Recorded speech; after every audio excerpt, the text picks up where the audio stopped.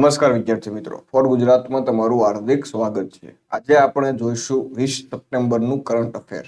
આ current affair તમામ સ્પર્ધાત્મક પરીક્ષા માટે ખૂબ ઉપયોગી છે।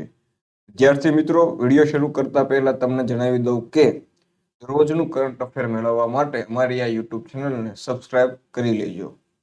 જો આ વિડીયો તમને ગમે તો લાઈક કરજો, શેર કરજો। ઓકે મિત્રો, ચાલો। પહેલો ક્વેશ્ચન છે, તાજેતરમાં નરેન્દ્ર મોદીએ કઈ જગ્યાએ સુભદ્રા યોજનાની શરૂઆત કરી છે? Option A Odisha, option B Kerala, option C Uttar Pradesh કે ઓપ્શન ડી તેલંગાણા। આન્સર આવશે ઓપ્શન એ ઓડિશા। પ્રધાનમંત્રી મોદીએ ઓડિશા ખાતે સુભદ્રા યોજનાની શરૂઆત કરી છે। આ સુભદ્રા યોજના વિશે સુભદ્રા યોજના વિશે વાત કરીએ તો આ યોજના અંતર્ગત 21 થી 60 વર્ષની ઉંમરની મહિલાને 5 વર્ષની અંદર 50,000 રૂપિયા આપવામાં આવશે। મિત્રો, આ 50,000 રૂપિયા કેવી રીતે આપવામાં આવશે? તો આ 50,000 રૂપિયા દર વર્ષે 10,000 એમ 5 વર્ષના 50,000 રૂપિયા આપવામાં આવશે। આ 10,000 પણ દર વર્ષે 2 હપ્તામાં આપવામાં આવશે। 5,000 ના 2 હપ્તામાં આ 10,000 રૂપિયા આપવામાં આવશે।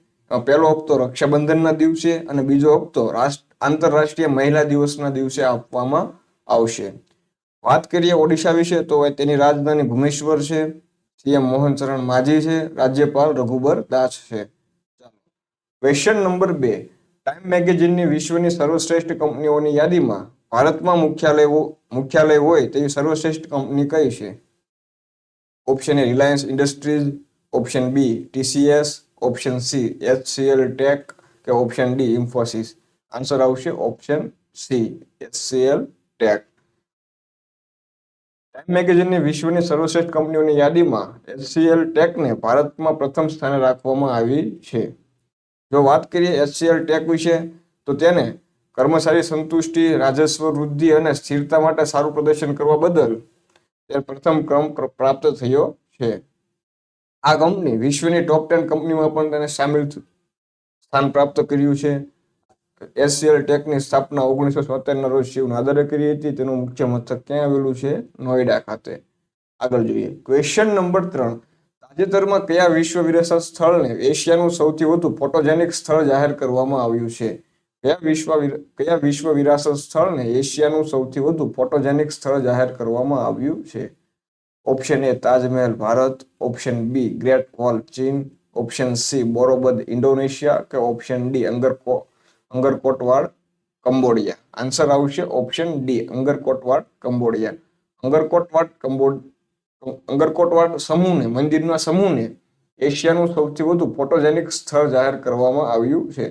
તો વાત કરીએ અંગરકોટવાડ વિશે તો આ મંદિરનો સમૂહ કંબોડિયામાં આવેલો છે। તે 9મી થી 13મી સદી દરમિયાન બંધાયેલો છે। 91 મંદિરનો સમૂહ છે।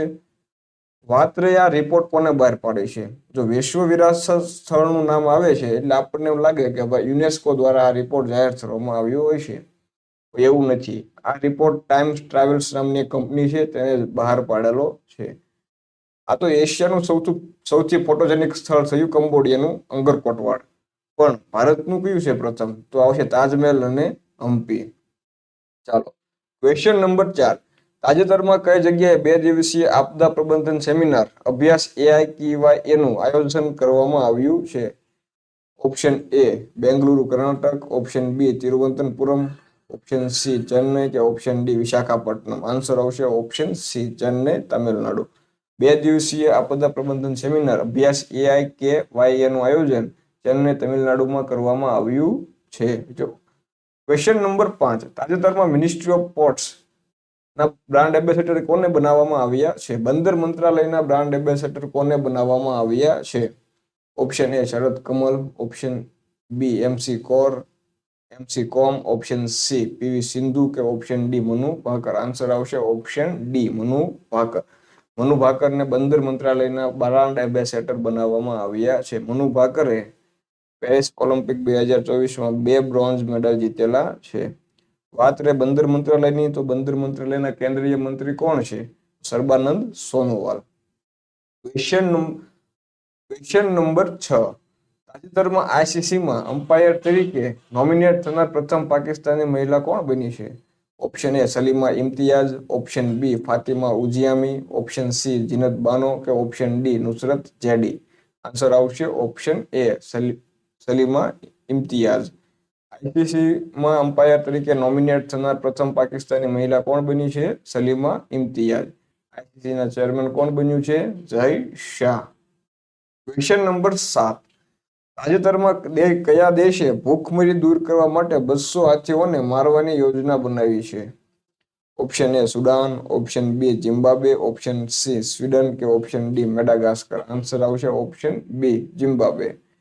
Question number 8. તાજેતરમાં આયોજિત ચોથી દક્ષિણ એશિયા જુનિયર એથ્લેટિક્સ ચેમ્પિયનશિપ 2024માં કેટલા મેડલ જીતીને ભારત પ્રથમ સ્થાને રહ્યો છે?